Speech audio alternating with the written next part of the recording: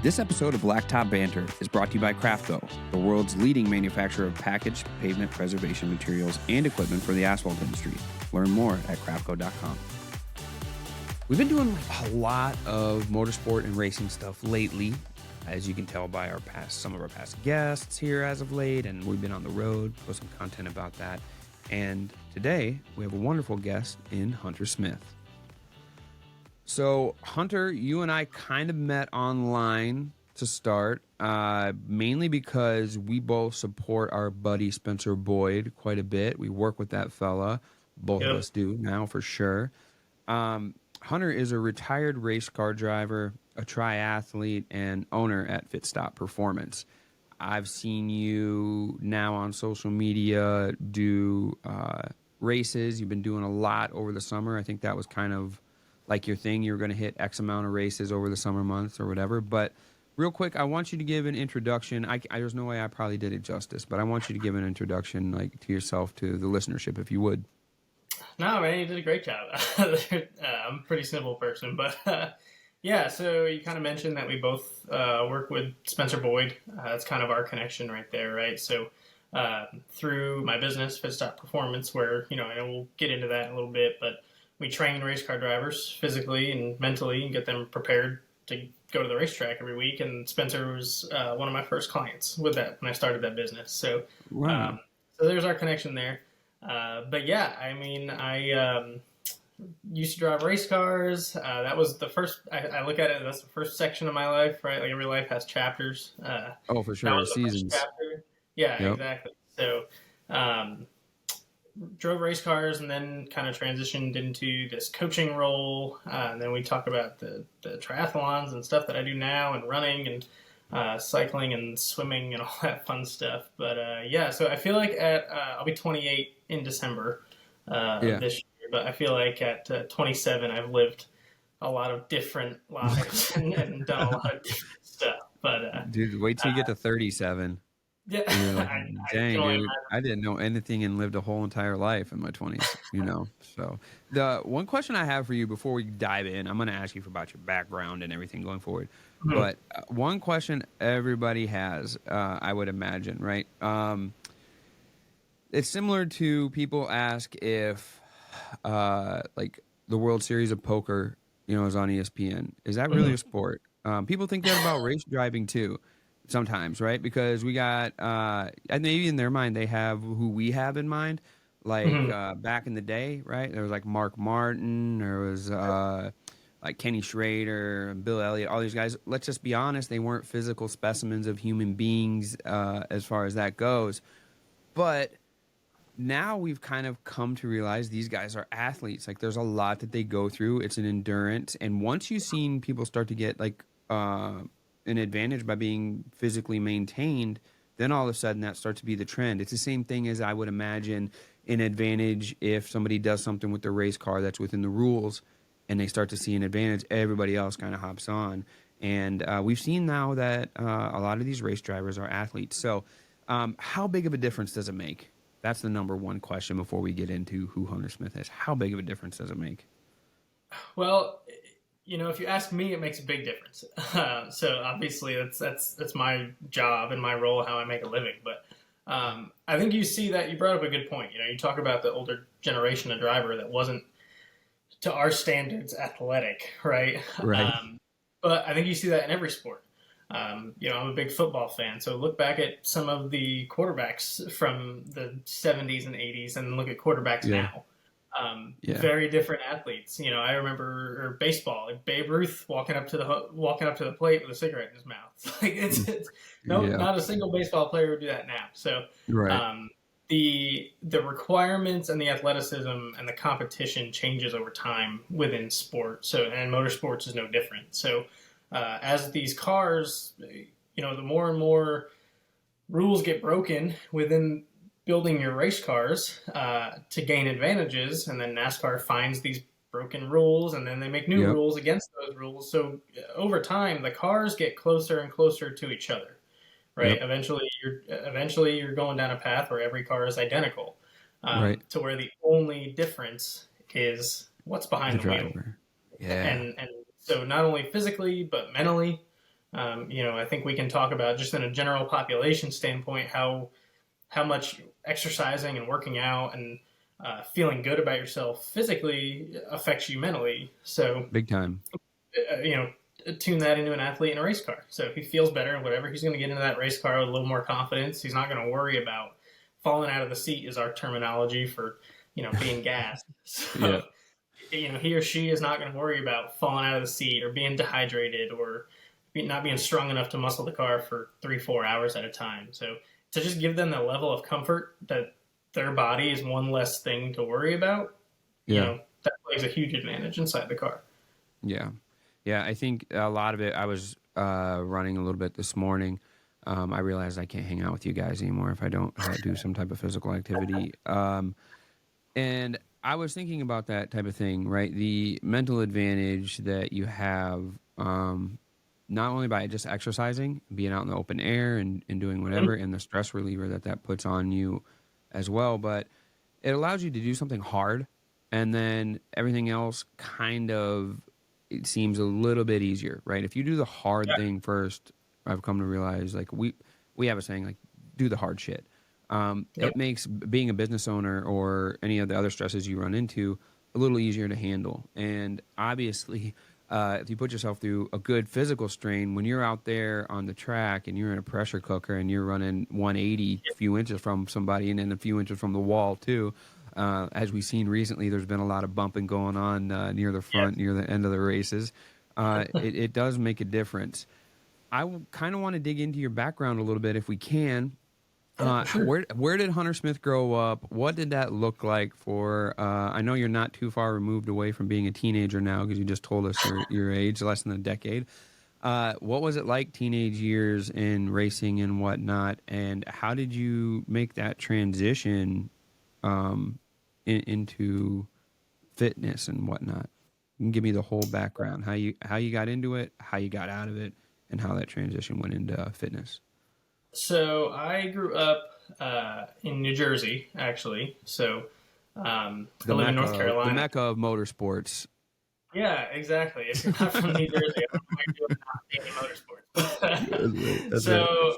yeah, I grew up in New Jersey. Like I said, I live in North Carolina now, so made the move there, obviously, for this. But played sports all growing up. I mean, my parents had me in soccer, baseball, basketball, and that was just stuff that I loved to do. Like, I liked being athletic. I loved playing a team sport, and I can honestly sit here and say that there were a couple sports that I was way worse at than others. But basketball and baseball weren't quite my fortes. But you name a sport, I played it, whether through middle school, high school, and whatnot. But when I was 12, I mean, I grew up a race fan too. So we were always NASCAR fans. I grew up going to Pocono Raceway out in Pennsylvania. That was about an hour or so from my parents. Tricky triangle. So yeah, exactly. So grew up out there, wanted to race, but obviously racing is very expensive. Comes with a cost. So it took me until I was 12. So I was 12 years old when I started racing. Just started racing go-karts. Out in Pennsylvania and New York. I couldn't race in New Jersey yet because New Jersey you had to be 16 to race anything. Really? Yeah, so I couldn't race in my home state growing up, but that's crazy, man. did get to race other places, which was cool. But ran some races in Virginia and all over the kind of East Coast a little bit. But wow. Won a championship my first year racing. That was pretty cool. That's a boost. I was gonna say that's a self-esteem boost right out of the gate. Yeah, that was. I don't know if that was, looking back, I don't know if that was a good or a bad thing. The bar was set pretty high. Expectations hit an all-time high, right? Exactly. Bar was set super high, and went out the next year, tried to defend the championship, won a ton of races, and I unfortunately missed a race due to my 8th grade graduation. Oh, for sure. Because of missing that race, the champion actually made every race. You hear that story once, you hear it 1,000 times, Hunter. What's happened to all of us, man? So missed that one, which cost me a little bit of championship, but I still have the second place trophy sitting in my parents' house. There you go. Mom and Dad love to keep those things. right? Like Yeah, after they a do. while, you're like, it's a little bit of marble, a little bit of plastic with some gold flake painted on it. But Yeah, they love them. exactly. Yeah. Yeah, they're all that. My championship trophy's still home too, and that definitely, mom dusts that every week and makes sure it's nice and shiny. But Yep. She knows you're gonna want yeah, it one day. exactly. Yeah. So I grew up there, raced all around the tri-state area, and then got to be 18. And I moved to North Carolina when I was 18, Okay. and I was running some asphalt modifieds. I was actually running around with Jeremy Mayfield. Oh, Jeremy really? was Okay. my teammate. Okay. We raced cars. I spotted for him. That's where I kind of started spotting for drivers. Was with Jeremy. Yep. He taught me so much about the sport and race cars in general and every aspect of the sport you could know. He was really my first like hardcore introduction to a lot of stuff. Right. You'd known how to race, but you didn't Yeah, know. Yeah, you didn't know the I didn't know nuts. there was other stuff other than being a Mhm. driver. So Right. so he taught me a lot. Him and the whole team. And after that, they kind of shut their stuff down. I had kind of been contemplating what I wanted to do if I wanted to continue with the sport. I had gotten over the course of my driving career, I'd gotten a little banged up. Had a couple big wrecks, like happens to a lot of Yeah. us, and just kind of a couple of relatively minor concussions, and decided maybe this isn't it. Yep. Something was calling me to kind of try something else. Yep. So I decided to get out of the sport altogether when I was 20. Really, just Uh, completely cut it. yeah, I had it. It sounds bad, but I almost had like an animosity towards it. Yeah. I felt like it took so much from me. Yep. I kind of worked my whole life for something, and it kind of just got taken. Yeah, that's a Um, hope, right? I mean, all the hopes you had wrapped up in it, right? yeah. And it's like, man, like So I know you're a dreamer, right? You're a big thinker, yeah. optimistic. I know what Yep. 20-year-old Hunter Smith was thinking about when he laid in bed at night after he was running with Jeremy Mayfield, seeing being in this atmosphere. Yeah, it's Yeah. tough, Like man. it was hard. So I moved back to New Jersey Yep. at 20, which is tough. I mean, most of my friends had not yet moved out of their parents' house. I did already and had to go back. Yeah, And for sure. that was tough, but obviously it worked out, and I kind of was picking around and figuring out what I wanted to do with my life.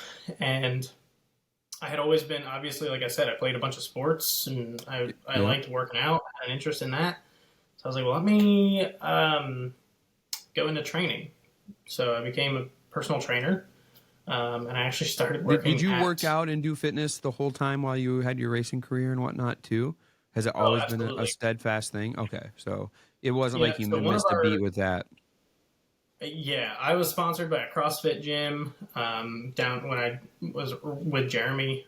Okay. Our team owner was big into CrossFit at the time. CrossFit was kind of like really at its peak, I would Yeah, say, at that time. I was So gonna like say. 2014, Yep. 2014, 2015, Yeah. CrossFit really hitting its peak. So our owner was big into that, and he got me into it, and that just even more escalated what I liked to do. So, Cool. but yeah, so it was always a thing. It never went away, and that's kind of why I dove into that route when I decided to kind of shy away from racing. Yeah. Um, and So then, you became a trainer at the CrossFit gym, or just in general, a private trainer, or how'd you do it? no, so you ready for this? I actually Yeah. became a Can't trainer wait. at Planet Fitness. You came at Planet Fitness. Yeah, so Okay. I All was a right. trainer for our Planet Fitness gym back home. So And you didn't so you had to train them to not set off the lurk alarm and whatnot too then, right? bingo, yeah, Oh my gosh, man. So you go yeah, from this really so loud sport, right, where everything's super loud to yeah, something where you got to tell people, "Hey, that's like the library. Like you're going to be yeah. under a lot of stress here, but you got to keep it You gotta be quiet, quiet. man." No deadlifts. Like That's no right. nothing. It's okay. That's Have crazy, a bro. tootsie roll. Like, Yeah, that's so, yeah. so I always joked that the Tootsie Rolls were out to keep people chewing on something so they would be quiet. Like that Yeah, was yeah. always a big joke. But Oh yeah, shoot. so I went to work at Planet Fitness just as a trainer, and then I actually ended up kind of working my way up the corporate ladder Oh really? with Planet. So became a director of health and fitness for our franchise group. So I oversaw 13 of our locations in kind of the tri-state area, and just their training and hiring and firing trainers Wow. and developing that program. But throughout that time, I still own my first race car back home. Okay. And throughout that time, my dad and I had kind of been like every so often going out to the racetrack and racing that like for fun. Yep. And so the racing bug kind of slowly started biting again. Okay. And I was like, all right, I think I kind of want to get back in the sport, but I was trying to figure out where am I going to fit into this sport? And there were a handful of trainers designated to motorsports that I knew of, but I didn't know any that were drivers. And Yep. my thought process was, well, if I had a kid, or if I'm a team owner and my driver is being trained by somebody, like, and if I wanted my kid to go D1 playing football, right, and go play at Ohio State or something, I probably wouldn't put him with a coach that never played football. Right. Right. Like, there's no relation. Yep. There's no relating to the lifestyle, to the grind, to everything. Even the So I was like, program well, maybe- design, right? I mean, even the program Yeah. design, like you can Exactly. design it right, if you somewhat have an idea of it, but if you have a true understanding, maybe the program design is different and advantageous. That's kind of where you figured you had an angle there. Right. So I felt like I had a little bit of an advantage on that front. So I was like, okay, well, and this was probably late 2017. Yep. I was kind of toying with the idea of starting this business. Had a very loose thought on everything. Yep. And then at the beginning of 2018, so probably like January, February of 2018, I went on a radio show, motorsports related radio show. And they wanted to talk about driver fitness. And I was like, okay, like, I think I can do that. Like, Yeah. I can do that. And I said on the show, yeah, we're here to make a FitStop tonight to talk about driver fitness. And as soon as I heard myself say that out You loud, knew it. I was like, all right, there's the brand. Like, that's Yeah. it right there. And Yep. then that radio show actually started having me on like weekly, bi-weekly to Cool. talk about, if NASCAR was going to Pocono that weekend, hey, what are some of the things physically that are going to ail towards Pocono? Hey, what's Yeah. going to work towards Watkins Glen, Road America? And we just kind of previewed all that. And I was like, wow, there's definitely something Some interest here. Yeah. So in July of 2018, I put my 2 weeks notice in with Planet Fitness. Yeah. Called an apartment complex in Huntersville, North Carolina. Said I need a 1-bedroom apartment, like at this price. Okay, cool. Blah blah blah blah blah. Long story short, 2 weeks later, I moved here and Dang. You just went for it. didn't have any clientele, didn't have anything. I was just like, all right, we're just gonna go and see what happens. How do you get your first client? How do you get your first client, Hunter? When you we don't have any clientele, you have a little bit of buzz. How do you get your first client? So it was a combination of being at the racetrack. So the week before I moved was Pocono. So I was like, okay. I went to Pocono, started introducing myself to people, and one of the few people I introduced myself to happened to be Spencer Boyd. And got talking with him, and whether he thought I was serious or not, told me, yeah, if you move down by us, like, I'll work out with you. Sounds good. Whatever. Yeah, that's how he is. Don't know if he was just trying to be nice, like, to this kid that came up and talked to him, but like, whatever. But I called his bluff, that's for sure. So, got down here and connected with him and through a couple of messages on social media and stuff, and we just got the ball rolling, and then started working with him. and then it was, hey, I know this guy. Like, I might be able to connect you with this guy. And it just, the best marketing that I've had throughout my entire time of having this business has been word of mouth. Yeah, Um, networking, right? Good. that's the whole thing. This garage area and everything with motorsports is so small. Yep. Um, I'm sure you see it. That's how we are. Yeah, that's the You same thing see in it our in your industry. industry too. Yep, same Yeah. thing. Like you have to attend the events. You have to shake hands. You have to say Mhm. hey. You have to introduce yourself and let you know what's going on. The other big key, I'm sure Yep. you have this right.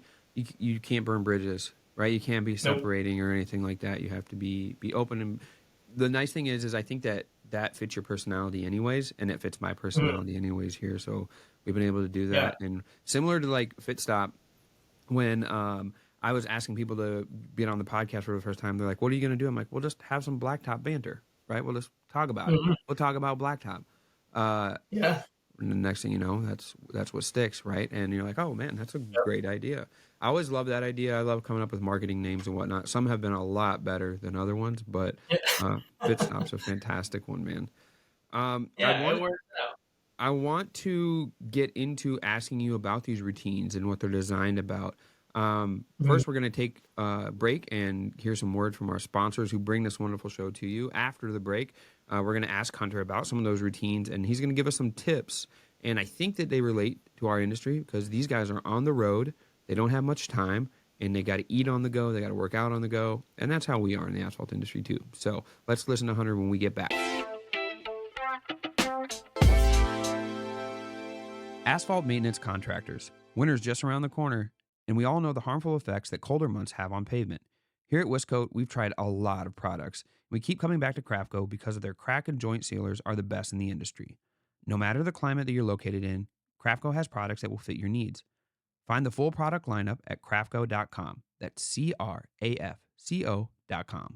Have you seen the smoothness and compaction that Dynapack's seismic technology has recently brought to the asphalt industry? It's incredible. And Dynapack's CC900G roller may just be the best roller on the market for driveway and parking lot paving contractors. It's even better than the little yellow one that you're used to seeing. But don't take my word for it. Give the CC900G a test run yourself by visiting Dynapack.com and finding a retailer near you. Say goodbye to potholes and roadway damage without the need for large crews, heavy equipment, or toxic chemicals. Aquafalt is the only permanent repair material for asphalt and concrete that uses water.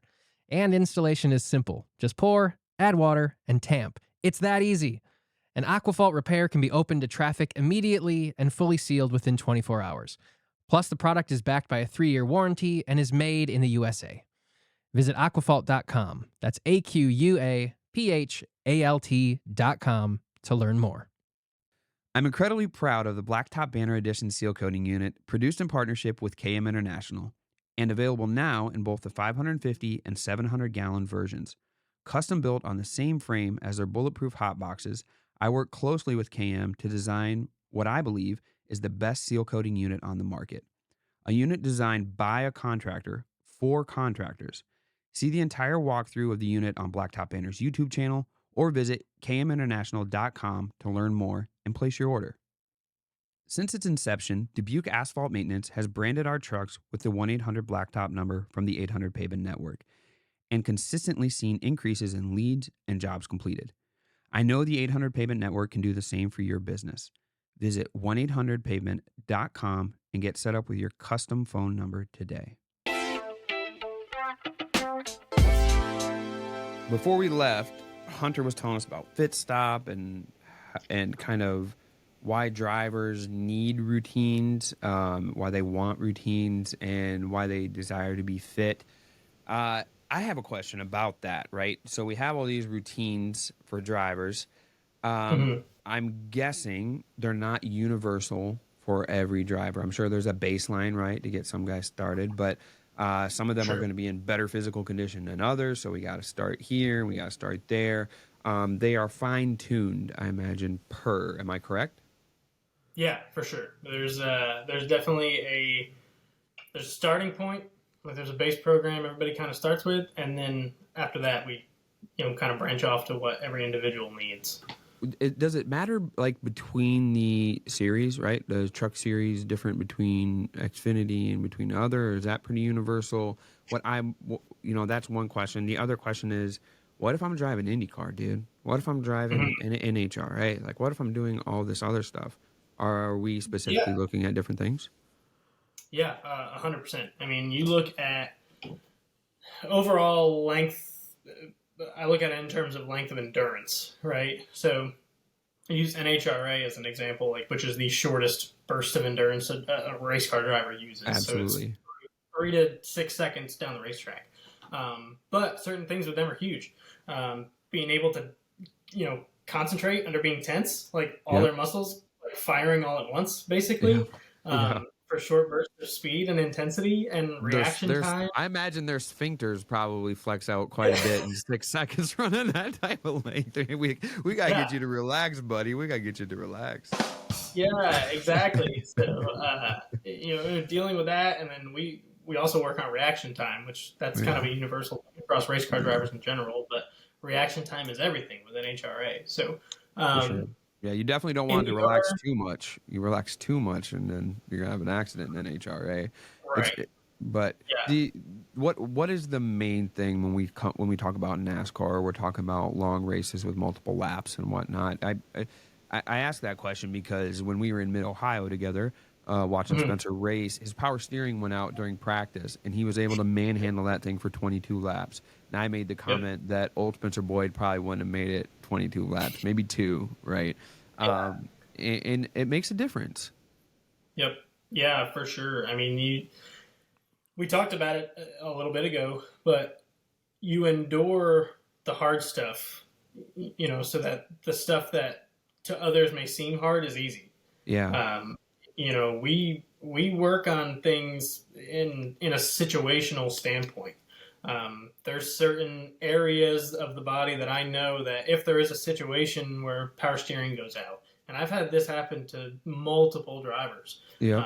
Spencer experienced it in Mid Ohio, which is obviously a part of my language, but a pain in the ass. Oh, for With sure. it being a Can road course, imagine. it's not an oval. So I had Dawson Cram end up losing power steering the Xfinity race at Charlotte this year. Mm. Howie DiSavino on his Truck Series debut at Richmond lost power steering with 30 laps to go. Like I've had this happen to a ton of clients, and but we work on the particular areas of the body that are going to be affected when that happens. These guys need to be strong, but they also need to be able to endure. I Yeah, can't have them looking like bodybuilders because right, those muscles don't become functional. right, You see world's strongest man competition competitors, uh, right. and they can bench press 4,000 pounds or whatever it is, and that's great. They're going to do it one time. Yeah, Uh, for but there's sure. no functional strength to these guys that lose power steering with 30 laps to go, and they got to manhandle 30 laps around a mile and a half racetrack. Yeah, but constant they under pressure and release. Like, but they have to have enough muscle so that there is storage for energy in there for them to make it through that endurance, right? So I mean, there got to be guys that you train who don't have enough, right? To where mm-hmm. it's like, okay, we need Yep. to keep some stores up here because I don't have this I don't have this problem. But if I was like Chris and my muscles were too small, I might not be able to make that endurance, right? If I don't have enough storage in there. Yeah, 100%. I mean, your energy is everything. Yeah. Your energy, your endurance, that's all part of this game. So we Yeah. actually look at things like body fat percentage, right? So Hmm. you got to have something to burn when these races are going on. Yeah. So I think a lot of times we look at athletes and we think low body fat percentages and whatnot. Now, our race car drivers are a little bit different. Not Yeah. saying we have to be up in high dangerous body fat ranges, but that 10, 11, 12, 13% range is kind of like a sweet spot for us. Okay. Uh, because when it comes to these 3, 4 hour long races in the dead of summer when it's hot and you're full of water weight and everything like that, well, when that Yep. water goes away, you don't want your muscle getting burned. Reminds me of being Like, on the asphalt, man. Like all day bingo. when you're out working, right? Putting asphalt, whether you're seal coating or paving or whatever, you're kind of in the same boat. You do that for a few days, bud. All of a sudden you're drained and you can feel it. Yeah, you need like your body needs something to burn, and in instances like these. So So that's one thing that we look at too is, and if we don't have the body fat, or I have some guys that are just kind of naturally low body fat. They're skinny, lanky guys or girls. And it's like, all right, we got to find something here. And then it just becomes a game of eating and building muscle. But, how big a deal is that? How big a deal is the meals, right? Because you were explaining to me at one point, like, you have a list now, or at least a resource where, like, wherever they're at, you can be like, hey, go here, eat this because this is what you like, and this will give you what fuel you need for this upcoming race because you're here. How big a deal is the diet aspect of it versus them having the correct fitness routine? Oh, it's just like anything else. You have a general population individual that their goal is to lose weight, their goal is to gain weight, whatever it is. I mean, diet's a huge part of it. So you take an instance, I would say the most common thing I can say with the driver's side is if you eat something unknown to you or something that isn't going to affect your body in a positive way, now take that discomfort you get when you eat something that doesn't necessarily agree with your body and sit inside a 130-degree cocoon for 3 hours. Awesome. Sounds awesome, dude. You ever eat gas station sushi and then drive down the highway on a 10-hour drive? Like, you're not making it.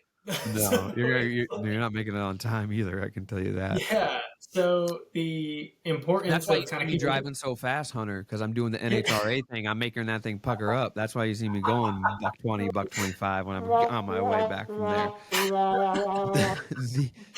Yeah, exactly. So, I've actually worked with the drivers that I currently have and the drivers that I've had in the past, and I've kind of put together a little library for our clients where when they go on the road, I can say, like this past weekend, we had drivers in Road America for Xfinity, and we also had drivers in Richmond for Trucks and Cup.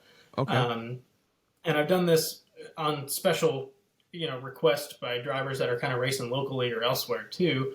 But I know where their hotels are at. I can tell them, hey, these restaurants are close.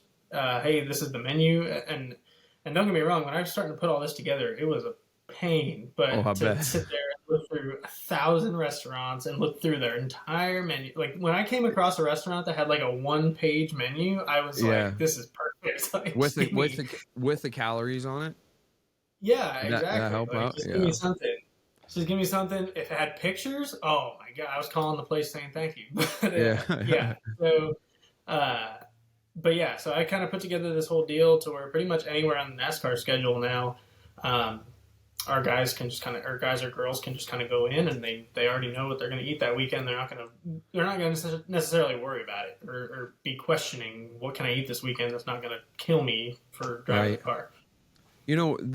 What we talked about at Mid-Ohio was after you described like what these drivers and athletes are going through, the similarity between their roles and the roles of people in the asphalt industry, whether they're contractors or workers for the contractors or whatever, is that it's pretty similar. They're on the road, right, traveling from one spot to the next.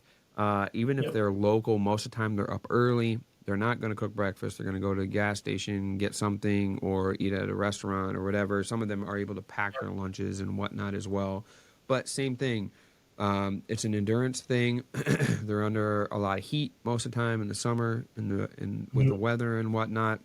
So we've seen a lot of similarities in that regard. What would be a few tips, if you can give us some, that common people, right, or workers within the asphalt industry, some tips that they can use or at least start to use? In terms of kind of staying healthy and staying endurance. Endurance. I mean, if it's 90 degrees out and you've been working in asphalt since 7 a.m., by noon or 1, you're ready to be done, man. But you got to go to 4. And guess what? You didn't get the job done. You're going to do it tomorrow. Guess what? It's a 7-day job, right? I mean, everybody tries to hydrate and sleep, but I mean, maybe you would have been better prepared beforehand. Yeah. So I will say one big thing obviously is going to be you literally just said the word hydration, right? Like you talked about staying hydrated. Hydration doesn't start the day of. If it's going to be 100 today, I probably should have started drinking water on Monday or, 2 days ago, whatever it is. Yeah. So getting ahead of your hydration is key. So if there's weekends, days off, whatever that you're kind of looking for and you have a little bit of time and where you're not necessarily trying to play catch up, the worst thing we can do with hydration is play catch up. And that's just a general statement for everybody, not just athletes or asphalt workers or anybody. Like, stay ahead of your hydration. That's so key, and you'll feel a difference for sure. What about diet, man? Because like most guys, right, they're meat and potatoes kind of guys, right? When they're out working or whatever, you're blue collar, you're meat and potatoes. But I've come to find out if I eat steak and eggs, I don't have enough gas in the tank, dude. Like, if I'm heavy protein and it gets to be hot out, I run out of gas. Now, if I go too carb heavy, I notice that I burn out, right? Like, I can drink a soda, great, but I might have went hard in the morning hours, but later on I'm crashing. What about diet? How do we mix that up if we're going to be out in the heat and be doing endurance stuff? So the biggest thing with diet is it's so different for everybody. Like, it's really hard to give a straight up, like, this is what you do kind of type tips for diet, because everybody's so different. Everybody's gut is so different and handles stuff so differently. What each one of us absorbs versus what we burn off is very different. So, That's a tough one. That is tough. So, like, for example, like we touched upon, I do triathlons and run marathons and half marathons all the time and stuff. And I can wake up in the morning and not take in anything and go compete in that race and be fine. Yep. Like, I'm not really a huge, 12 hours kind of before. That's kind of my cutoff for, like, any kind of food intake. But then I got drivers who have to have, like, a granola bar or something as they're getting in the car. Like, they and it's so different. And some of it's mental for sure. Some of it metabolism too, you think? Metabolism comes into play. How fast does it take your body to burn something? So the biggest thing I always say for people is the biggest thing with diet is that it is a big experiment. No, for sure. And it's not an experiment that's going to plague results overnight. It's, hey, let me try this for trial and 2 weeks, 3 weeks, see how I feel. And then if there's no consistency to it, all right, let me try something else. Like, everybody works something different. And that's the reason that you have, that you have vegans and you have vegetarians and you have paleo and you have all these different diets that people are on, and it works for different people. Do you find that people are surprised about how much better they feel after they get on a routine with you? Like, maybe they thought, like, yeah, I got it covered.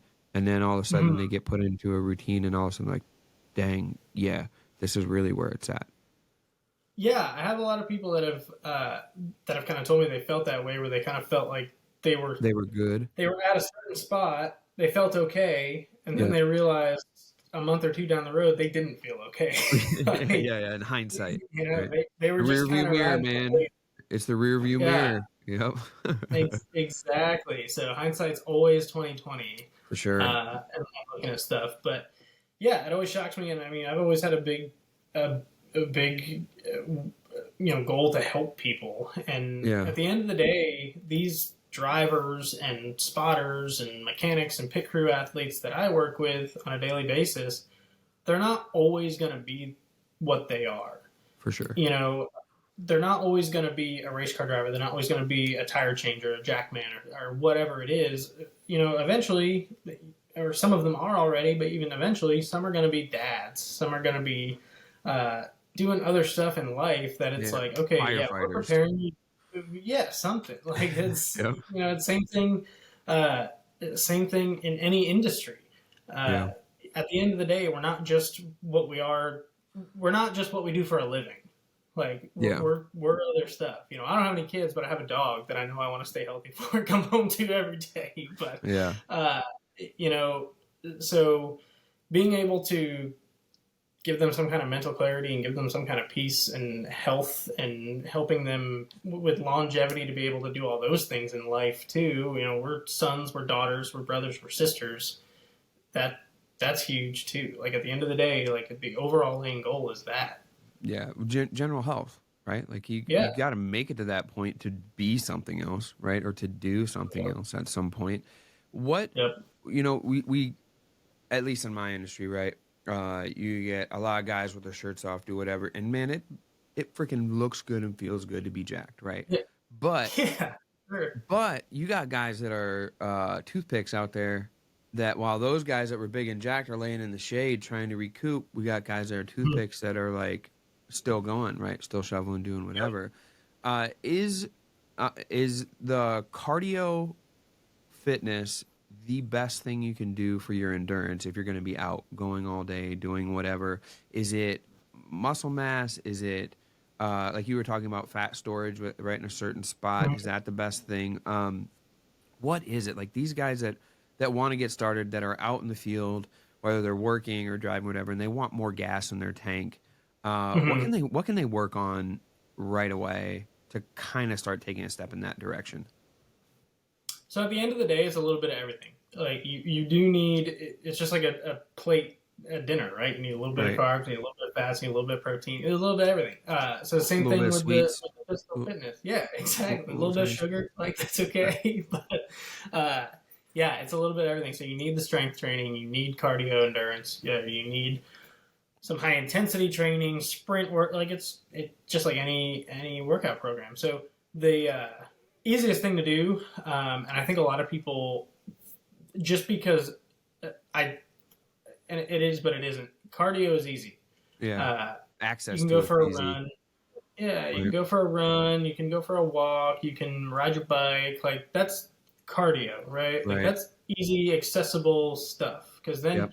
once people start feeling like they got to go to the gym, that's where it starts to get confusing. Because Psychologically some people might not confusing. know what am I lifting? Why am I doing this right? Is this even Right. helping me?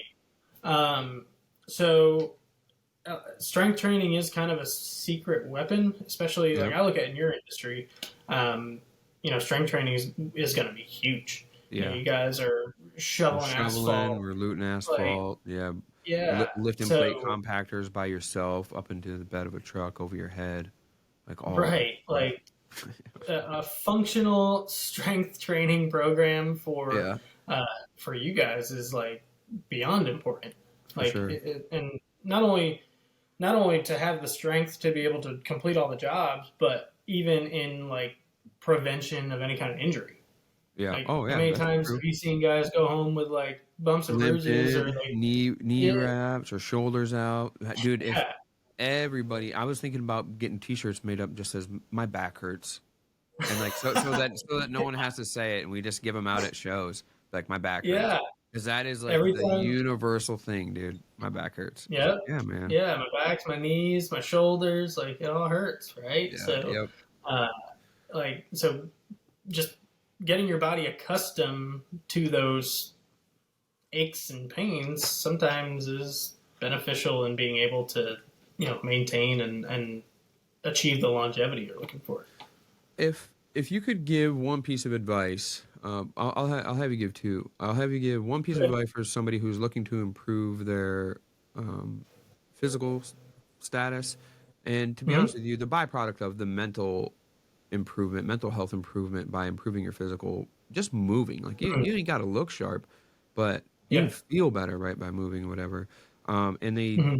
they're not gonna, they're not taking that action to get started on that. What would be a piece of advice in that realm?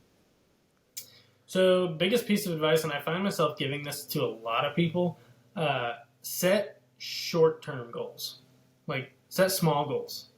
Don't set your goal of I want to lose. Like, let's just use a weight loss for example. Like, Yeah, if their weight loss goal is 50 pounds, that can't be like your underlying, like right now goal.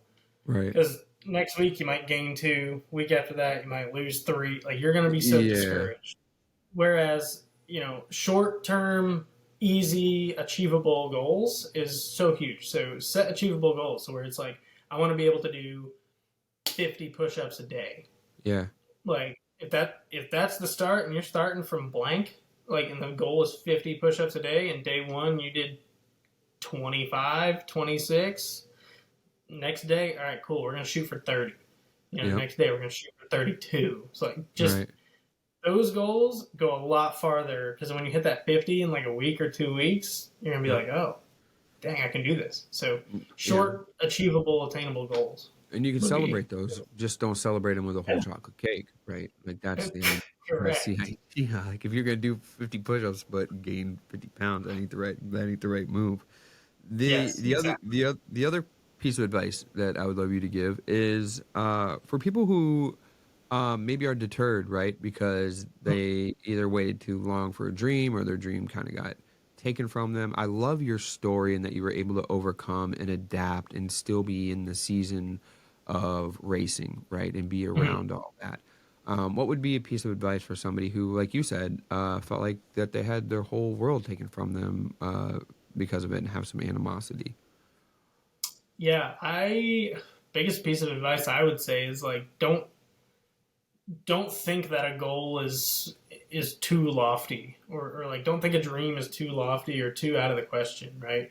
I think that we sit there and say, hey, I want to be a trainer in NASCAR, right? And there's two other people in the world that are doing it. And it's like, how do I become the third person to do this? And I think we just sit there and we're like, oh, that'd be so cool to do one day. That'd be so neat, whatever. And, and so I think it's just connect with the people and find the right path to do what you want to do. But there's no, I've come to realize there's no time limit. There's no nothing. It's literally about you going out and doing it. Yeah. The barriers aren't there, right? They're in your mind. Yeah, no. It's if you see someone is doing it, it's possible. Yeah, for sure. Obviously. So I just think the advice I just think is like, don't think it's too much. Like, don't think it's impossible. Like literally, it's obviously it's doable. If you see someone else doing it, you did it. Shoot, if you did it, and now there's only 3. Yeah. Shoot, there needs to be a 4th. Chris, we're starting this up. We're gonna. We already got the playbook. Yeah. I already heard the playbook. Now we know how to do it. I heard a saying a long time ago. One of my mentors early on didn't realize he was mentoring me, but he gave me belief in order to be able to do, first of all, my asphalt business, and then I just kept that saying in my brain, and it led me to this. And that saying is, as one man does, so can another, right? So that goes along with what you're saying of, somebody else has done it, you can do it. The crazy part is about the podcast in the asphalt space, nobody had done it. Somebody had done podcasting, right, before, and I knew that they didn't know what they were doing because it was somewhat new, right, when they started doing it. So we just went down that path and ventured down there. It's amazing sometimes what is possible. When we were at Mid-Ohio, we ran into another podcaster that's in the NASCAR world, and she was recently on the podcast, and we spoke like back and forth. I was like, so I thought we had no business being there, right? Within the last couple of years, I understand that we do, right, with asphalt being such a huge part and paving being such a huge part of racing. But she had just started, right? She covers NASCAR. We love her little program and what she does. We think it's fantastic. But we went over like while she was on the podcast, I'm like, how crazy is that? Like 2 years ago, we were like, oh, this is cool on TV. Wow, these guys are like untouchable. We would never be there. And next thing you know, we're on the track at Mid-Ohio interviewing Ben Rhodes and doing all this stuff and talking to Spence and being on there. And it was like literally we built our path there and was like, okay, we're going to do this and shoot for it. And here we are. And I think that it's a great story. Like your story is fantastic for that of like, what excites me is the fact that your career and what it is going to turn into could be way more amazing than a career as a racer, right? It's so preposterously crazy to think that when you're in the storm of it, you're like, I can't believe this is happening. I can't believe it. The whole world is crumbling down. And meanwhile, the universe is over there going, yeah, I know. I'm making it happen for you, right? So that you can see it. And now here you go, man. Now you're on Blacktop Banter. Yeah, look at that's. I know that you was the made whole it. point. You made it. Echelon's over. Retirement, New Jersey. Yeah, Yep. that's what. Yeah, we're gonna have to go back to the snow. Like, it's, Oh gosh, we got a I lot don't know how coming you up. guys deal with it. Oh, depressingly, that's for sure. What we do is we mainly book all of our away time in the wintertime so that we can go away and come back and go away and come back. I don't blame you one bit. Hunter, if people want to catch up with you, right, which they can't, especially if I see them running any races, they're definitely not going to catch up to you. Congratulations on the number 2 spot recently. You got P2, right, in a recent race, I noticed. So congratulations on that. Thank you. Yep. Still on the podium. My dude's still getting podiums, so that's all good. Where can they catch up to you online? On Instagram, Facebook, anywhere? Yeah, so on Facebook you can follow FitStop Performance, our page over there. We highlight all our drivers and everything they're doing, all the workouts, and share tips and stuff like that. I call it Twitter. Is it still called Twitter? I think it's called I think it's X. Chris is giving me the big X, like WWE style. X. So X, formerly known as Twitter symbol. You can follow me at FitStop_Hunter or at FitStop Perform. Both of our accounts are on there. My personal one and then the business one. And then same thing on Instagram. At FitStop Hunter is my personal account, and then at FitStop Perform for the business page. But we post all our stuff there. I try to keep up on my personal stuff just to let people know where I'm going to be, and you never know who you might run into or go to certain racetracks. Like, I know I got 5 different racetracks that I'm going to this month alone, in 4 different states. I was going to say 5 different racetracks in 4 weekends. Well, there's 5 weekends this month, so 4 different states. Yeah, so we'll be in New York, Connecticut, Virginia, and North Carolina this month. So, right, man. East Coast tour. August will be a little bit. Yeah, just a little bit. So it'll be a good time. 3 of the racetracks I haven't been to. 4 of the racetracks I have not been to before. So it'll be exciting to go check those out and see how their blacktop's holding up. Yeah, if you ask us in our industry, it always needs redone. But that's that's the same thing as you talking about fitness. Yep. Yeah, everybody needs to get fit. If you ask us. But yeah, it's been a great insight, dude, and we can't thank you enough for joining us on the podcast today, and just the insight with health, and the big thing is mental health with me. What it does for you mentally is unbound. I've come to find out in doing the hard stuff. So really, thank you so much for sharing that, and how contractors in the asphalt space, workers in the asphalt space, can get some tips and stuff on how to improve their fitness, which hopefully improves their mental fitness too as well. For myself and for Hunter Smith, this has been another episode of Blacktop Banter, and we had a fit stop today with Hunter, but as always, we speak asphalt. Peace. Hey there, Blacktop Banter fans. This is Hayden. I am the co-founder of Spot On Site. We're asphalt contractors ourselves. We run an asphalt paving company based out of Denver, Colorado. We know this is a game-changing app that will help you measure and mark your locations in your parking lots, document using time-stamped photos, videos, and comments, and send professional-looking reports to your customers. We have a free 14-day trial on spotonsiteapp.com. Hey, Jessica Lombardo with Pavex, the Pavement Experience, and I want to invite you all to join us in San Antonio for the first ever event. It will be held January 30th through February 1st at the Henry B. Gonzalez Convention Center. We are going to have a live equipment demonstration over 2 days, 60 hours of educational programming, and a full trade show floor with over 75 manufacturers of equipment in the paving and pavement maintenance space. So please join us there, and to learn more and get yourself registered, visit www.pavexshow.com. When it comes to asphalt tools and supplies, Liberty Supply has darn near everything you need. I actually think the owner, Sam, sleeps on a mountain of spray tips in their warehouse, alongside the pour pots, hot pots, steel brooms, chalk lines, flagging tape, and hundreds of other items. If you call Sam today at 800-397-9907, or visit libertysupply.biz. They'll get you set up with everything you need. For custom and multi-piece stencils, I always turn to Stencil Plus. They've supplied every stencil we use, and these things last a long time. Actually, I should probably call Jeff over at Stencil Plus and just say hi, because it's been a long time since I've had to place an order. Anyway, if you want long-lasting, high-quality stencils, head over to stencilplus.com and save 10% by using code BB10 during checkout.